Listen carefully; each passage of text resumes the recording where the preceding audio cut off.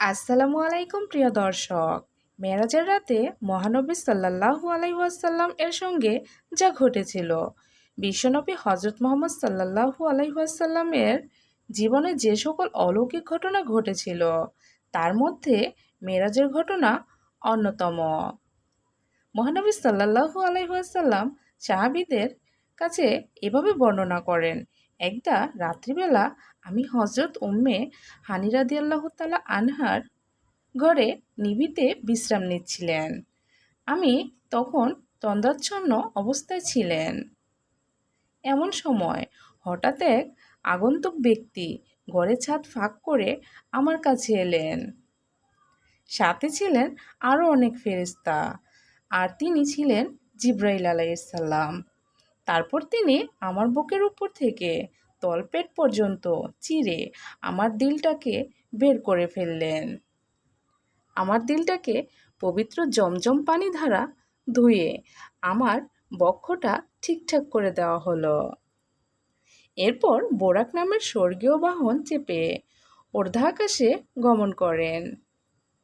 এটা গাধা থেকে একটু বড় এবং খচ্চর থেকে একটু ছোট ও শ্বেতবর্ণের ভুখারী। জিবরাইল আলাইসাল্লাম রাসূলকে পরিচয় করিয়ে দেন, এটা তুর পর্বত। এখানে আল্লাহ পাক হজরত মুসা আলাইসাল্লাম নবীর সঙ্গে কথা বলেছিলেন। এখানেই মুসা আলাইসাল্লাম নবুয়াত লাভ করেছিলেন। রাসূল সেখানে অবরত করে 2 রাকাত নামাজ আদায় করেন। এভাবে আবার দ্রুতগতিতে চলছে বোরাক।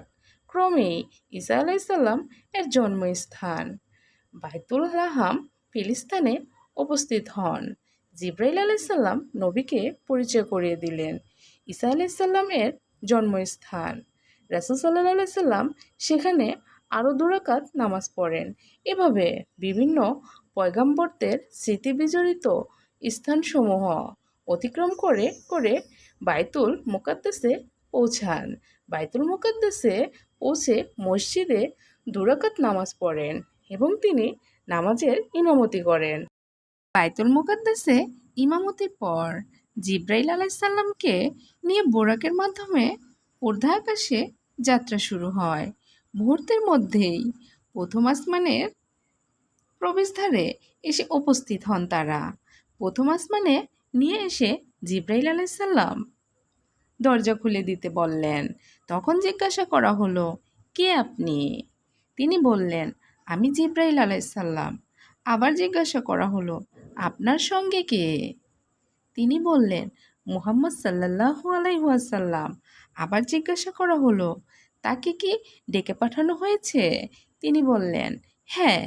তখন বলা হলো, মারহাবা, উত্তম। আগমনকারীর আগমন হয়েছে। তারপর আসমানের দরজা খুলে দেওয়া হলো। আমি যখন প্রথম আসমানে পৌঁছালাম, তখন সেখানে আদম আলাইসাল্লাম এর দেখা পেলাম। জিবরাইল আলাইসাল্লাম বললেন, ইনি আপনার আদি পিতা আদম আলাইসাল্লাম, তাকে সালাম করুন।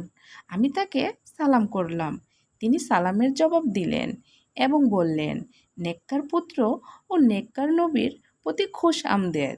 এভাবে তৃতীয় আকাশে হজরত ঈসা আলাইসাল্লাম ও হজরত ইয়াহিয়া আলাইসাল্লাম, তৃতীয় আকাশে হজরত ইউসুফ আলাইসাল্লাম, চতুর্থ আকাশে হজরত ইদ্রিস আলাইসাল্লাম, পঞ্চম আকাশে হজরত হারুন আলাইসাল্লাম, ষষ্ঠ আকাশে হজরত মুসা আলাইসাল্লাম এবং সপ্তম আকাশে হজরত ইব্রাহিম আলাইসাল্লাম এর সঙ্গে মহানবী সাল্লাল্লাহু আলাইহি ওয়াসাল্লাম এর সাক্ষাৎ হলে পরস্পর শুভেচ্ছা বিনিময় করেন।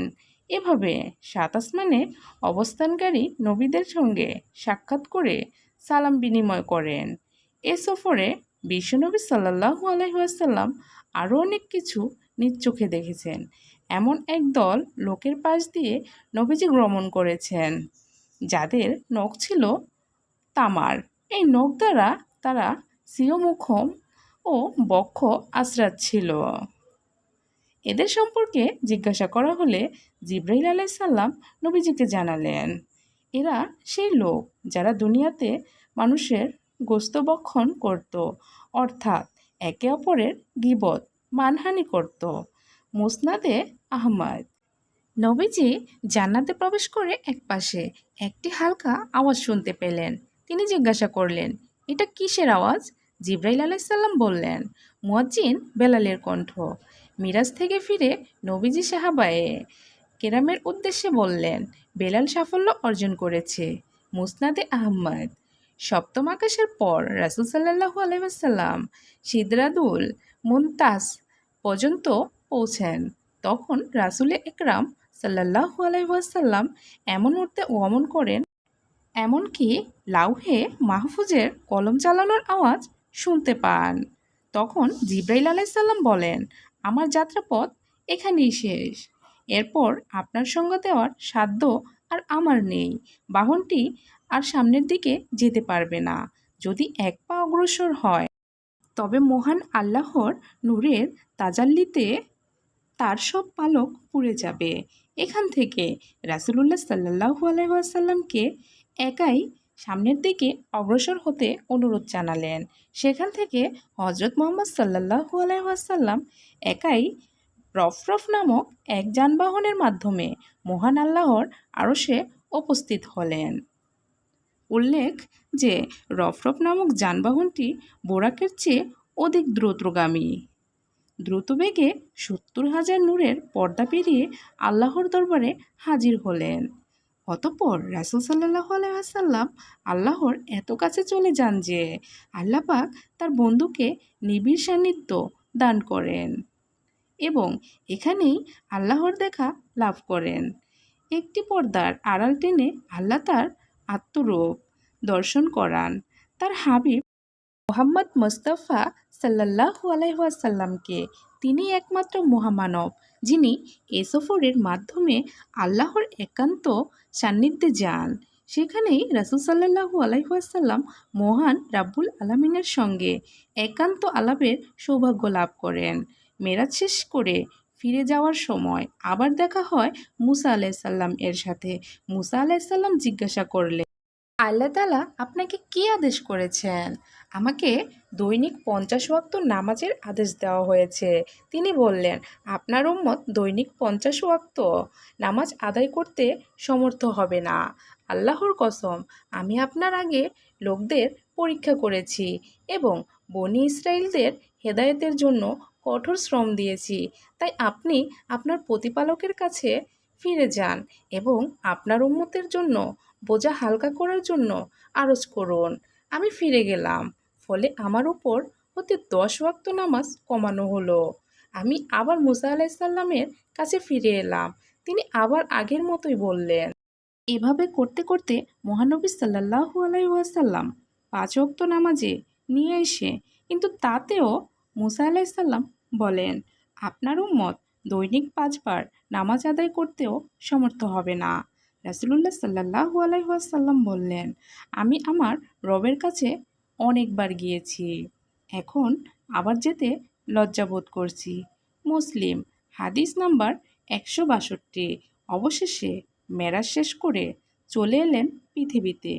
এসে দেখলেন অজুর পানি তখনও গড়িয়ে যাচ্ছে, দরজার শিকল নড়তেছে।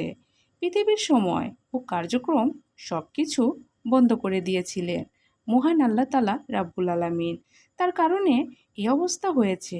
শবে মেরাজের সকালবেলা নবীজি চিহ্নিত মন নিজে একান্তয় বসে আছেন, মনে মনে ভাবছেন, রাত্রে সংঘটিত মেরাজের ঘটনার কথা প্রকাশ করলে মানুষ আমাকে মিথ্যুক বলে অভিহিত করবে না তো? ইতিমধ্যে কাজ দিয়ে যাচ্ছিল আবু জাহেল নবীজির কাছে বসে বিদ্রূপের ছলে বলল, কোনো ব্যাপার আছে নাকি? নবীজি বললেন, হ্যাঁ। সে বলল, কি? তিনি জবাব দিলেন, আজ রাতে আমার মেরাজ হয়েছে। সে বিশ্বের সাথে জানতে চাইল, কত দূর পর্যন্ত যাওয়া হয়েছিল? নবীজি বললেন, বাইতুল মাকদিস পর্যন্ত। সে আরও ঠাট্টা করে বলে উঠল, চমৎকার তো! এরপর সকালেই তুমি আমাদের কাছে এসে গেলে? তিনি দৃঢ়তার সাথে বললেন, হ্যাঁ। এরপর আবু জাহেল কথা না বাড়িয়ে তাকে বলল, আচ্ছা, আমি যদি পুরো কোরাইশদের ডেকে নিয়ে আসি, তাহলেও কি তুমি একই কথা বলতে পারবে? নবীজি আরও সুদৃঢ় হয়ে বললেন, অবশ্যই। আবু জাহেল লুহাই ইবনে গোত্রের নাম ধরে ডাকতে লাগলো। আর তারাও দলে দলে খানায়ে কাবায় সমবেত হতে লাগলো। সকলে উপস্থিত হলে আবু জাহেল বলল, আমাকে যা কিছু তুমি শুনিয়েছিলে, পারলে তা এদের কাছেও ব্যক্ত করো। কিছু লোক বিস্ময়ে হাতের ওপর হাত রাখল। আবার অনেকেই হতবাক হয়ে মাথায় হাত দিল। তিরমিজি। একসময় মক্কার কোনো পথ ধরে হেঁটে যাচ্ছিলেন হজরত আবু বকর রাদিয়াল্লাহু তাআলা আনহু। মক্কার কাফেররা তাকে এ ঘটনার কথা শুনিয়ে বলল, তবুও কি তুমি তাকে বিশ্বাস করবে? হজরত আবু বকর রাদিয়াল্লাহু তাআলা আনহু হৃদয়ে ঈমানের বহিঃশিখা জ্বলে উঠল। তিনি এক আকাশ আস্থা নিয়ে সুধীর কণ্ঠে বলে উঠলেন, আমি তো এর চেয়েও আরও দূরের অনেক জটিল বিষয়ও তাকে বিশ্বাস করি। যখন মহানবী সাল্লাল্লাহু আলাইহি ওয়াসাল্লাম এসে এই মেরাজের ঘটনা বর্ণনা করলেন, তখন হজরত আবু বকর সিদ্দিক রাদিয়াল্লাহু তাআলা আনহু কোনো প্রশ্ন যুক্তিতর্ক ছাড়াই বিশ্বাস করে নিলেন। এ কারণে মহানবী সাল্লাল্লাহু আলাইহি ওয়াসাল্লাম হজরত আবু বকর রাদিয়াল্লাহু তাআলা আনহুকে সিদ্দিক বা বিশ্বাসী উপাধিতে ভূষিত করেন। প্রিয় দর্শক, এই ছিল আমার আজকের ভিডিওটি কেমন লাগলো অবশ্যই কমেন্টের মাধ্যমে জানাবেন। ভালো লাগলে একটি লাইক দিন আর চ্যানেলটি সাবস্ক্রাইব করে পাশে থাকা বেল আইকনটি ক্লিক করে রাখুন। এতে করে ইসলামিকমূলক ভিডিও আপলোড দেওয়ার সঙ্গে সঙ্গে নোটিফিকেশন চলে যাবে আপনাদের মোবাইলে। এতক্ষণ ধরে আপনাদের মূল্যবান সময় দিয়ে আমার ভিডিওটি দেখার জন্য অসংখ্য ধন্যবাদ। দেখা হবে পরের কোনো ভিডিওতে।